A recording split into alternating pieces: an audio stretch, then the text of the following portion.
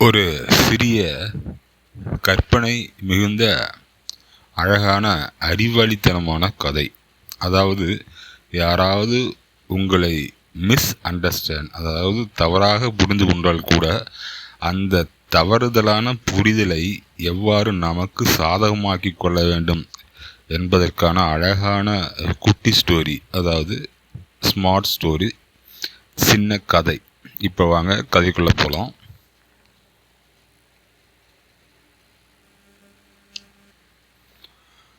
ஒரு ஊரில் அப்படின்னு சொன்னால் நீங்கள் நம்பிடாதீங்க.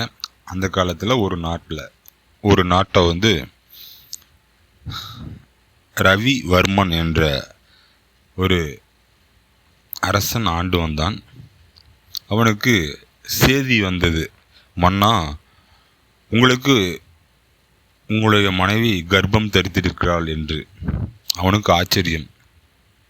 என்ன, என் மனைவி கர்ப்பம் அடைந்திருக்கிறாளா என்று அவனுக்குள்ளே கேட்டுக்கொண்டான். ஏனென்றால் அவன் வேலை நிமித்தமாகவும் பணியின் நிமித்தமாகவும் சில மாதங்களாக ஏன் அந்தப்புறத்திற்கு செல்லவில்லை. அவன் ஒரு சில முறை அவன் அந்தப்புறத்திற்கு செல்லும்போது தன்னுடைய அமைச்சரோடு சென்றிருக்கிறான்.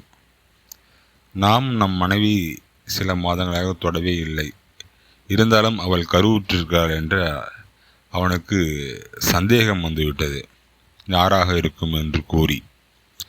அப்போது அவன் நினைத்தான், அந்த புறத்திற்கு நாமும் நமதுடன் வந்த அமைச்சரும் தான், வேறு யாரும் காரணம் அல்ல. சரி, இந்த அமைச்சருக்கு நாம் தண்டனை கொடுக்கலாம் என்றால் இது மற்றவர்களுக்கு தெரிந்தால் நமக்கு அசிங்கம். ஆகையால் நாம் அவ்வாறு தண்டனை கொடுக்க இயலாது. எனவே இவனை மாற்று வழிக்கு இவனுக்கு தண்டனை கொடுக்க வேண்டும் என்று நினைக்கின்றான். அப்பொழுது பக்கத்து நாட்டில் எனது மாமனார் இருக்கிறார், அவரிடம் சென்று இந்த கடிதத்தை கொடுத்து விட்டு வா என்று கூறி அனுப்புகிறார் ரவிவர்மன் என்ற அந்த மன்னன் அமைச்சரிடம். உடனே அமைச்சரும் அதை வாங்கி கொண்டு காடின் வழியே நடந்து சென்று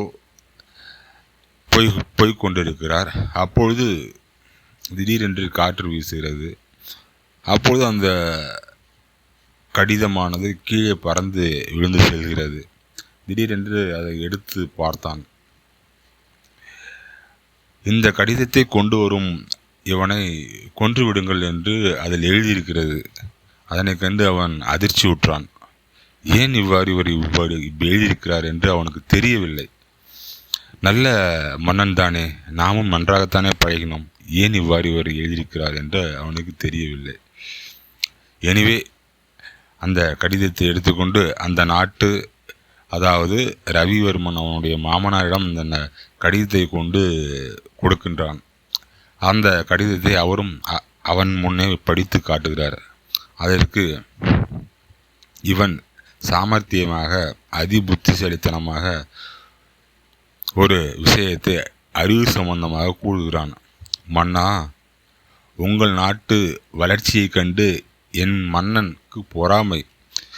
உங்கள் நாட்டை அழிப்பதற்காக இந்த ஒரு செயலை செய்திருக்கிறார் என்று அவன் கூறினான்.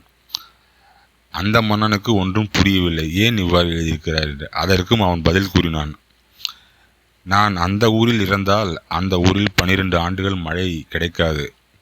இந்த ஊரில் நான் இறந்தால் 12 ஆண்டுகள் மழை பெய்யாது. பசி பட்டினத்தில் உலகமே அழிந்து போக கூட வாய்ப்பு இருக்கிறது என்று அவன் கூறுகிறான். உடனே அந்த மன்னனுக்கு வருத்தமுற்றான். பிறகு ஏன் அவ்வாறு அவன் செய்தான் ரவிவர்மன் என்று அவனுக்கு தெரியவில்லை. அப்போ நம்ம நாட்டை அவன் அழிக்க பார்க்குறான் போல இருக்கு அப்படின்று தெரிந்து கொண்டு, ஆனால் உண்மை கூறிய உனக்கு நான் பல பொற்காசுகளையும் பொற்கிழிகளையும் ஒரு அழகான வீடையும் எனது மகளையும் இன்னொரு மகளையும் உனக்கு மனமுடித்து வைக்கிறேன் என்று கூறி அந்த நாட்டோடு அவன் வைத்துக் கொள்கிறான். நீங்கள் கேட்கலாம், அந்த நாட்டிலே ஏன் வைத்துக் கொள்கிறார் என்று. அதை நான் அடுத்த பதிவில் கூறுகிறேன்.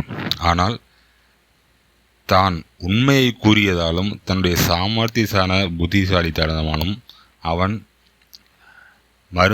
அவனுக்கு திருமணமும் ஒரு அழகிய வீடும் அந்த நாட்டை அந்த மன்னனுக்கு பிறகு ஆளக்கூடிய தகுதியும் அவனுக்கு கிடைக்கிறது.